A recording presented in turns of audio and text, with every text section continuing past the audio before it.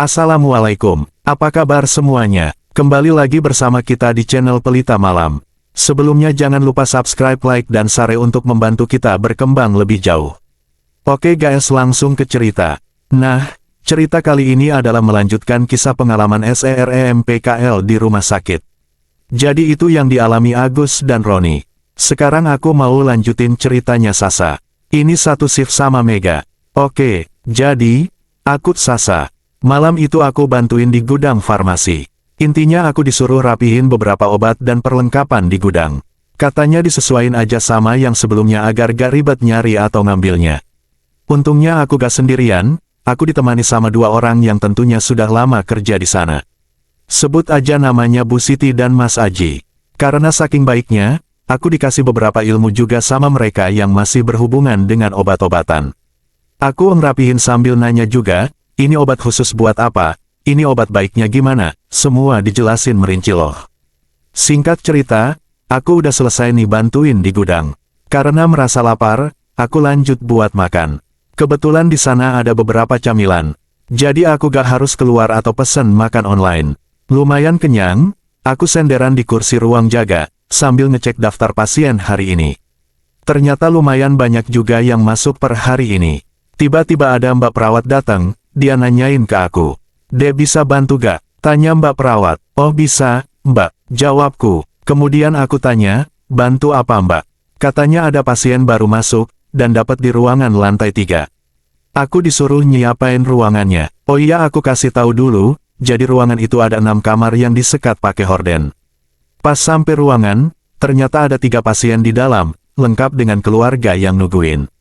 Kalau ditambah 1 pasien lagi berarti ada 4 pasien di ruangan itu. Singkat cerita semua udah selesai, pasien udah di biliknya masing-masing. Pas pengecekan sama perawat, aku kebetulan juga diajak. Dan di sini kejadian ngeri banget.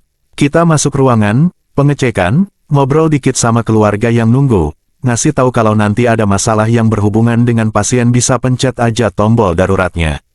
Nah pas perawat ngasih informasi itu, tahu gak? Aku jelas banget lihat sosok Bu Edi banget, warnanya hitam, berbulu dan matanya merah. Dan sosok itu tuh lagi berdiri di atas tubuh pasien. Allahu Akbar, ya Allah itu apa? Aku langsung berdoa sebisaku, pandanganku langsung mengarah ke pintu kaca. Ingin banget rasanya cepat-cepat keluar dari ruangan itu. Gak lama mbak perawat manggil aku dan kita keluar ruangan. Nah pas sampai luar, mbak perawat nyuruh aku balik ke ruang jaga. Aku iyain aja dan langsung menuju lift buat turun. Di dalam lift itu rasanya deg-degan banget sumpah. Aku pencet angka 1 dan gak lama lift turun setelah pintu tertutup. Kemudian berhenti di lantai 2. Pikirku mungkin ada orang yang mau turun juga. Pas pintu kebuka, gak ada orang dan koridor udah gelap, tapi gak sepenuhnya gelap. Asli merinding banget. Aku pencet lagi tombol tutup pintu, lift turun dan aku lari ke ruang jaga. Gemeter banget sumpah nih badan. Selang 30 menitan, ada telepon masuk kalau aku disuruh naik lagi ke lantai 3 dan di ruangan yang sama. Ya Allah apa lagi ini? Batinku, katanya di bilik kamar nomor 3 atas nama bapak ini. Sebelumnya aku kasih gambaran dulu, jadi di ruangan itu ada 6 bilik kamar dan masing-masing ada 1 lampu. Di atas horden juga ada nomornya. Jadi urutan nomornya gini, dari arah pintu masuk keluar sisi sebelah kiri nomor 1, 2,3 dan di sebelah kanan 4, 5,6. Sesampainya di atas dan pas masuk ke ruangan, yang dinyalain lampunya hanya bilik nomor 3 aja. Aku awalnya berhenti dulu di ambang pintu, buat mastiin lagi, aku lihat nomor kamarnya. Setelah yakin aku jalan ke sana, masih ketutup hordennya. Aku bilang permisi dulu sebelumnya. Kalau aku mau masuk, setelah aku buka, gak ada orang di dalam. Dan pas kebetulan di bilik nomor 4 yang berhadapan sama nomor 3 kebuka. Astagfirullah. Aku lihat ada orang lagi tiduran dengan senderan kepalanya dinaikin, dan ini seumur-umur baru pertama kali aku lihat. Badan orang itu gak utuh. Bagian perut ke bawah gak ada. Kelihatan banget jeroan sama darahnya. Dan aku nangkap kalau dia bilang gini, TOLOOONG, TOLOOONG. Dan setelah itu aku udah gak tahu lagi. Aku sadar udah di ruangan perawat. Aku ceritain semua itu ke mbak-mbak perawat yang jaga.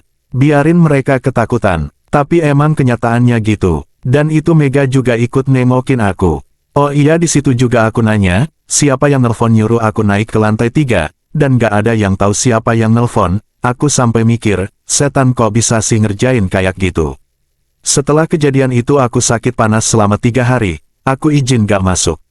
Rasanya trauma banget kalau dapat shift malam. Akhirnya aku ngajuin revisi jadwal, shift malam jadi pagi dengan beberapa alasan itu dan dibolehin. Beberapa kali aku juga punya pikiran untuk selesai aja PKL-nya, tapi besok pasti ngulang kalau gak PKL. Ya udah, mikirku buat pengalaman aja, toh besok juga akhirnya bakalan kerja di rumah sakit. Ketemu setan-setan lagi kalau beruntung. Jadi ceritanya Sasa gitu. Oh iya, aku sampai lupa. Di awal aku kan juga jelasin kalau teman laki-laki di PKL ini ada 3. Agus sama Roni dan satunya lagi Dimas. Sebenarnya cerita Dian dan Dimas lebih ekstrim dari kita berempat. Tapi akan aku ceritakan sedikit ya.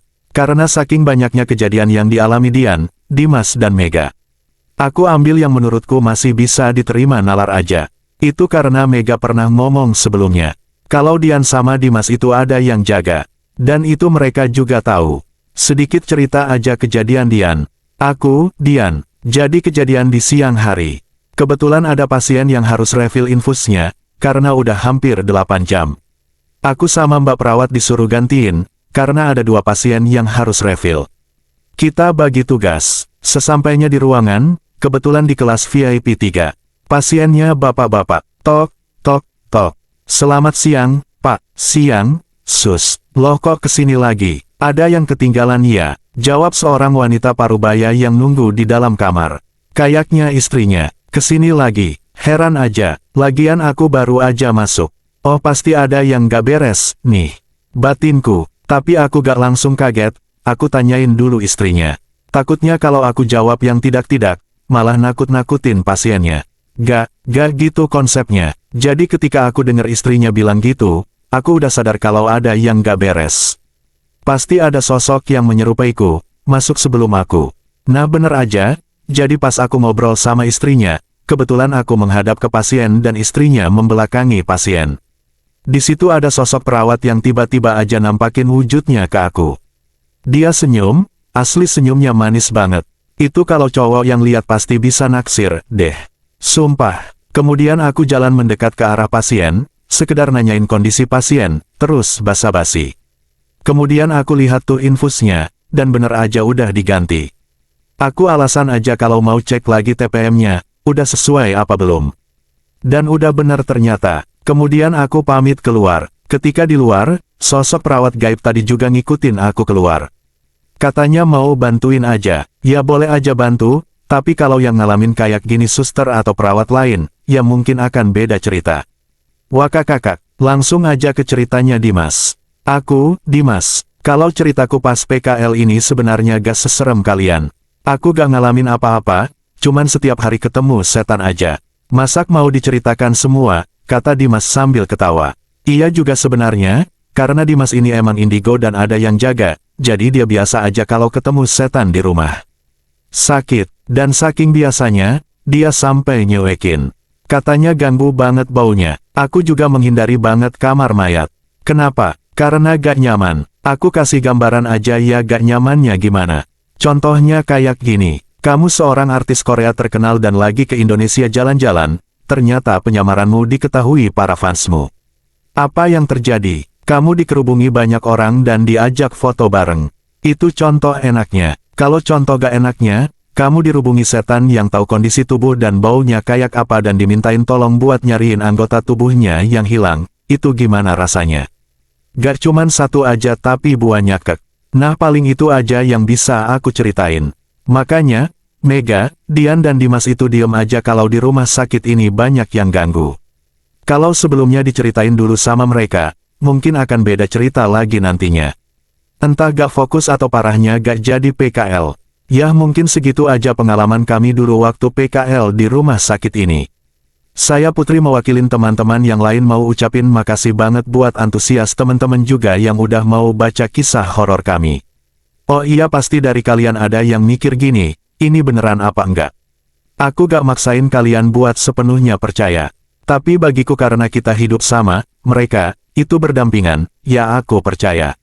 Terus dari semua cerita ini, Aku kemas pakai bahasa sehari-hari biar enak dibaca aja. Dan kalau boleh tahu, pengalaman kalian gimana?